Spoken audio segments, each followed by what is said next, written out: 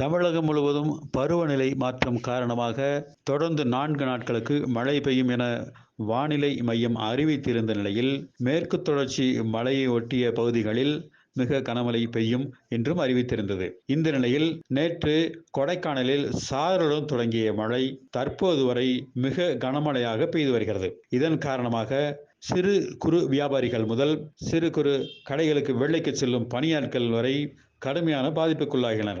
அன்றாட தேவைகளுக்கு வெளியில் செல்லும் பொதுமக்களும் கடும் இன்னலுக்கு ஆளாகியுள்ளனர். அன்றாட அரசு பணிகள், தினக்கூலிகள் என அனைவரும் கடுமையான இன்னலுக்கு ஆளாகியுள்ளனர். மேலும் திண்டுக்கல் மாவட்டத்தில் உள்ள தாலுகாக்களில் தொடர்ந்து மழை பெய்து வரும் ஊர்களுக்கு மட்டும், அங்குள்ள பள்ளிகளுக்கு மட்டும் திண்டுக்கல் மாவட்ட ஆட்சியர் இன்று விடுமுறை அறிவித்துள்ளார். மேலும் தொடர்ந்து கனமழை பெய்து வருவதால் அன்றாட தேவைகளுக்கு வெளியில் செல்ல முடியாத நிலையில் பொதுமக்கள் அவதிக்கு ஆளாகியுள்ளனர். கொடைக்கானல் வந்துள்ள சுற்றுலா பயணிகள் அறைகளிலேயே முடங்கும் நிலை ஏற்பட்டுள்ளது. மேலும் வெள்ளி நீர்வீழ்ச்சி, விவசாய பணிகளுக்கு பயன்படுத்தும் பெரியாற்று ஓடை பகுதிகளில் கடும் வெள்ளப்பெருக்கு ஏற்பட்டுள்ளது. இதன் காரணமாக விவசாயிகள் பெரியாற்று ஓடை பகுதிகளில் விவசாய பணிகளுக்கு செல்ல முடியாத நிலை ஏற்பட்டுள்ளது.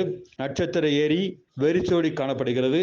மிக முக்கிய சாலைகளிலும் பொதுமக்கள் நடமாட்டம் மிகவும் குறைந்துள்ளது.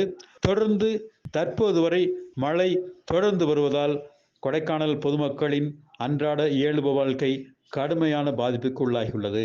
பாதகம் செய்பவரை கண்டால் நாம் பயங்கொள்ளலாகாது பாப்பா, மோதி மிதித்து விடு பாப்பா, அவர் முகத்தில் உமிழ்ந்து விடு பாப்பா. அண்மை செய்திகளை உடனுக்குடன் தெரிந்து கொள்ள இணைந்திருங்கள் இயம்நாடு தொலைக்காட்சியுடன்.